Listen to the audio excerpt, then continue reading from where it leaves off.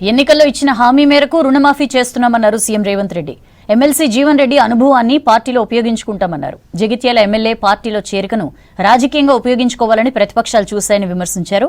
BRS ను ప్రజలు ఓడించినా కేసీఆర్ కు బుద్ధి రాలేదని విమర్శించారు. మరోవైపు పీసీసీ చీఫ్ ఎన్నిక ప్రక్రియను స్పీడప్ చేసింది ఏఐసీసీ.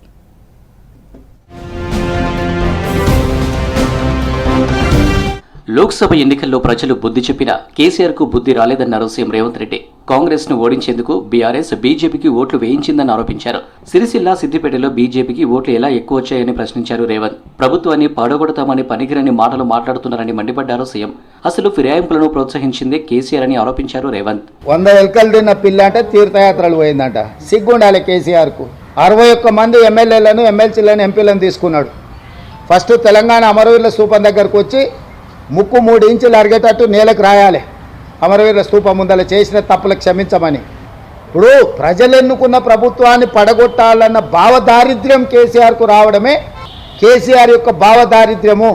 17 సీట్లు ఓడిపోయి 8 సీట్లలో డిపాజిట్లు పోయి 14 సీట్లలో థర్డ్ ప్లేస్ వచ్చినాక కూడా కేసీఆర్కు కనివిప్పగలగలేదు. ప్రజల తప్పు అన్నట్టుగా మాట్లాడుతున్న వాళ్ళకు ఓట్లు లేకపోవడం. తెలంగాణ అభివృద్ధి కోసం ఎలాంటి భేషజాలకు వెళ్లకుండా కేంద్ర మంత్రులను కలుస్తున్నామన్నారు ముఖ్యమంత్రి రేవంత్ రెడ్డి. త్వరలో ప్రధాని హోంమంత్రితో భేటీ అవుతామని తెలిపారు. ఏపీతో ఎలాంటి సమస్యలు లేవని, ఉన్నా పరిష్కరించుకుంటామన్నారు ముఖ్యమంత్రి. మేము ఢిల్లీకి వచ్చి మేము సంప్రదించినంత కేంద్ర మంత్రులను ఏదైనా రాష్ట్రం నుంచి, ఇంక్లూడింగ్ బీజేపీ గవర్నమెంట్స్ ఉన్న ముఖ్యమంత్రులు కానీ మంత్రులు కానీ ఎవరైనా వచ్చిందా?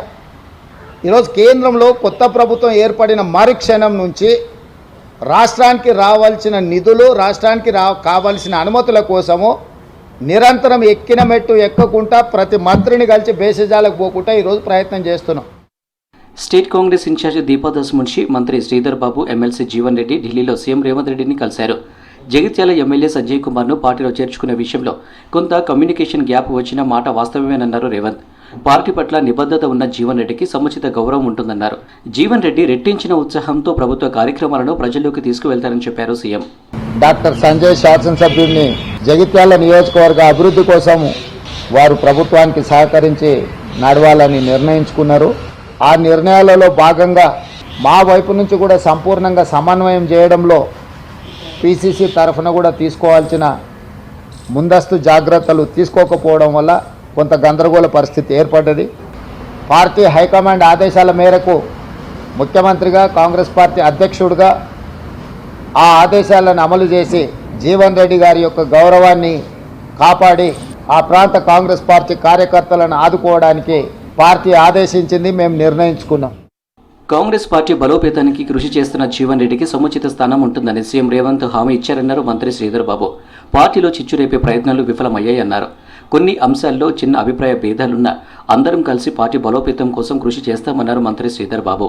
పార్టీ బలోపేతానికి అనేక సంవత్సరాలుగా కృషి చేస్తా ఉన్న జీవన్ రెడ్డి గారి, అదేవిధంగా సమిష్టిగా కాంగ్రెస్ పార్టీ ప్రతిష్టకు ముందుకు తీసుకెళ్లే ప్రయత్నంలోనే మనం అందరం కూడా ముందుకు నడుస్తామని, మనం అందరం కూడా ముందుకు నడవాలని వారి ముఖ్యమంత్రి గారు, పీసీసీ అధ్యక్షులుగా ఉన్న రేవంత్ రెడ్డి గారు వారి ఆలోచన మేరకే, వారి పిలుపు మేరకు జీవన్ రెడ్డి గారు కూడా పార్టీకి సంబంధించిన అనేక అంశాలను కూడా చర్చించి వారు కూడా ఈ రోజు ఇక్కడికి రావడం జరిగింది. పార్లమెంటు హాల్లో మాజీ ఎంపీ మధుయాష్కిని పరామర్శించారు ఏఐసీసీ అగ్రనేత సోనియా గాంధీ. మధుయాష్కి తల్లి అనసూయ మరణానికి గల కారణాలను అడిగి తెలుసుకున్నారు. గ్రేట్ లేడీ అని పక్కనే ఉన్న ప్రియాంక గాంధీ ఇతర నేతలకు వివరించారు సోనియా. అనసూయ ఆత్మకు శాంతి చేకూరాలని, ధైర్యంగా ఉండాలని మధుయాష్కి చెప్పారు సోనియా గాంధీ. పీసీసీ చీఫ్ నియామకంపై ఫోకస్ పెట్టింది కాంగ్రెస్. ఆశావాహుల జాబితా రెడీ చేశారు AICC general secretary KC Venugopal. బీసీలకు పీసీసీ ఇవ్వాలని కొందరు నేతలు పట్టుబడుతుండగా ఎస్సీ సామాజిక వర్గానికి ఇవ్వాలని ఇంకొందరు డిమాండ్ చేస్తున్నారు.